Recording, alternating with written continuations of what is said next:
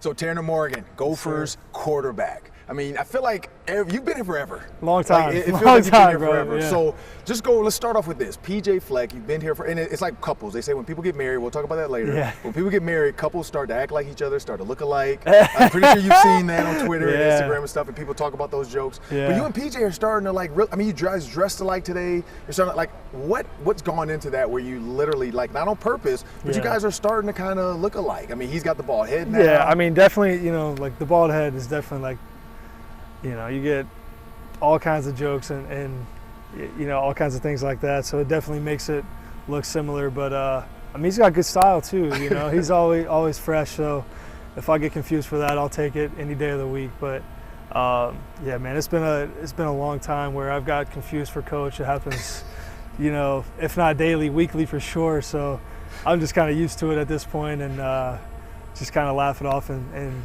you know, tell dudes, nah, I'm Tanner, I'm not coach. So have recruits gotten you confused when they show up? Yeah, actually.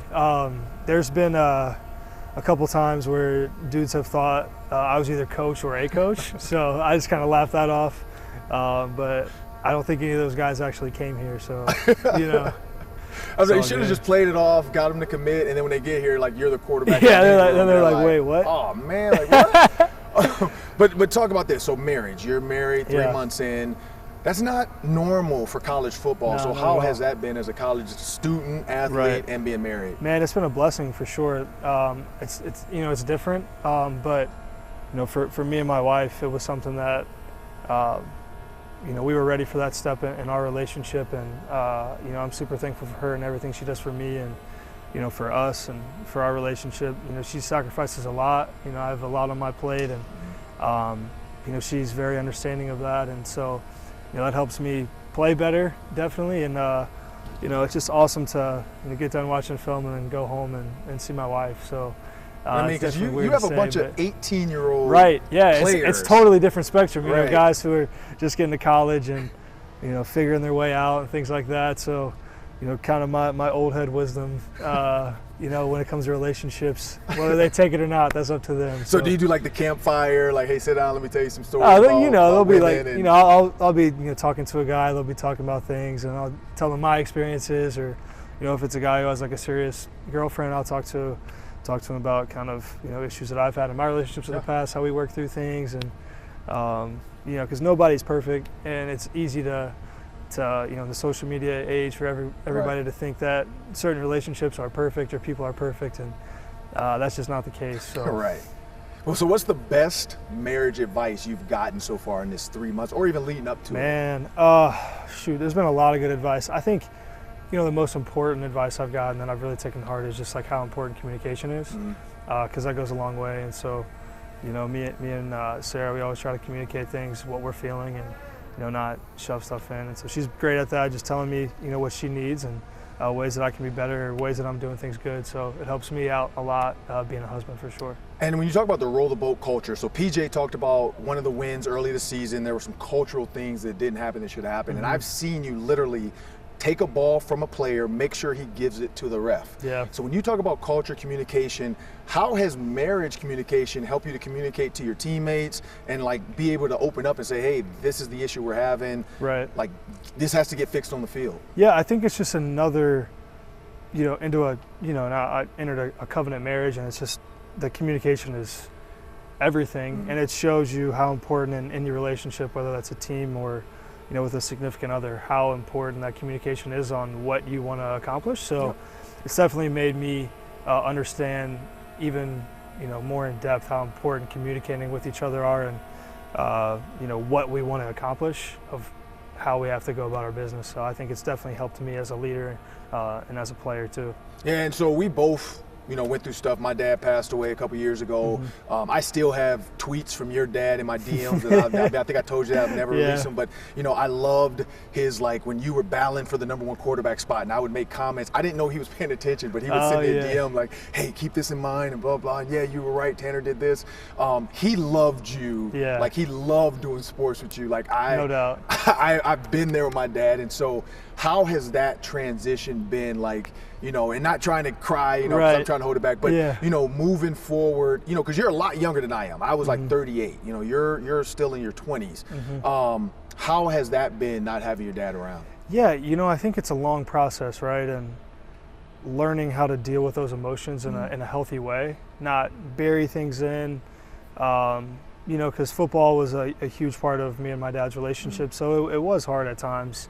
There'd be moments where I just wanted to call him and tell him about things, or where I'd miss him calling me every day or bugging me about, what's this going on? And I'm like, Dad, where I'd be like, Dad, like, relax, like, just calm down, you know what I mean? So, you definitely miss those moments, but it's just allowed me, as I've worked through kind of that process with, so many great teammates and coaches to be able to talk to it, it's allowed me to kind of just really cherish the moments that I had with him.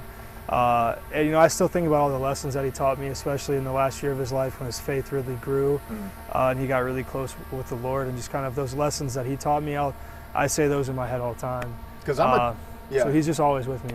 Yeah, because I'm a Tanner Morgan RPO fan. Like I'm a fan of Tanner run the ball when it's there. And your dad, like whenever I would tweet that, your dad would like send me a DM like, yes, he needs to run the ball. Yeah. How excited do you get when you get like 4 or 5 yards, knowing that your dad's up there like yes, finally just run the ball? Yeah, he definitely loves it. Maybe not when I take the hits. He's probably like, go down. But, I like to take hits here and there. So, yeah, he definitely is a fan of that. So, it makes me happy. So, we both are in that same fan club. Like, I'm always a fan of that. But definitely, slide. Work on your slide. I tell quarterbacks all the time, no matter if it's Kirk Cousins or whoever, slide. Yeah. When you look at Chris Autman-Bell, huge injury, Mo Ibrahim the year before, you've been here for both of those. How have you helped Chris to understand it's not over? And then how have you moved on with your now new receiving group? Yeah, well, I think Chris is in that, is a part of both of those conversations, right? Obviously with himself, and, he's a huge part of this team still, and just kind of talking through things. And, he's got a long road to recovery, and, he's going to grind every day, and just kind of letting him know that I'm always there for him, because that's my brother. I mean, I've known him for a long time, and, I always want to see him succeed in everything that he does. And so, he still has a really, really bright future ahead of him in sports and just in life too. And then, in terms of with the other guys, we've gotten a lot of reps together too. And I think Chris is vital in that. Kind of he sets the standard of that room of, how hard they play.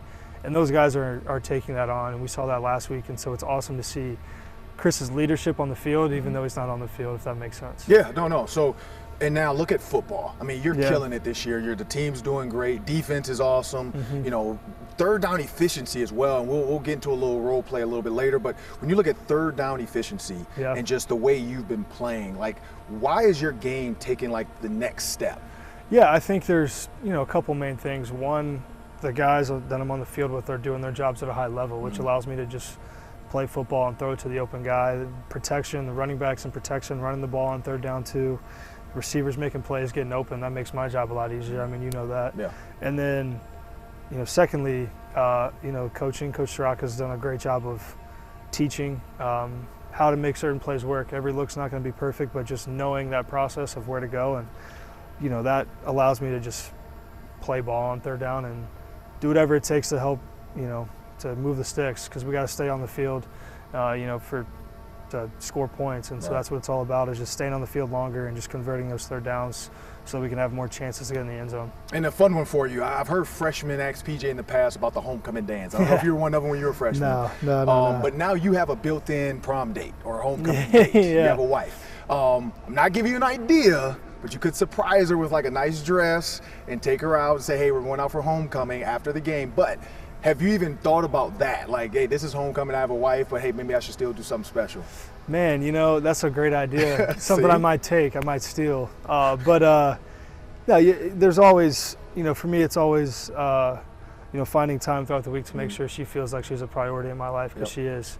And so, whether that's we've been going to Monday morning breakfast dates, and then Thursday night cooking together, doing things like that. So any little time to just have quality time goes a long way. And so, that's something I might have to steal for the Saturday. Have you seen 16 Candles? I haven't. It's an old one. It's like, you don't need a VCR. You probably can stream it. Yeah. But just watch some parts of that. Like, it was a homecoming movie. Girl gets a dress for homecoming, or prom or something. Guy shows up, candles in the living room, blah, blah. So just an idea from a married guy to another married guy. I'll take any advice I can get. We're going to have a little fun real quick. I'm going to put you in the red zone. Okay, cool. And I want to get your reaction as we go.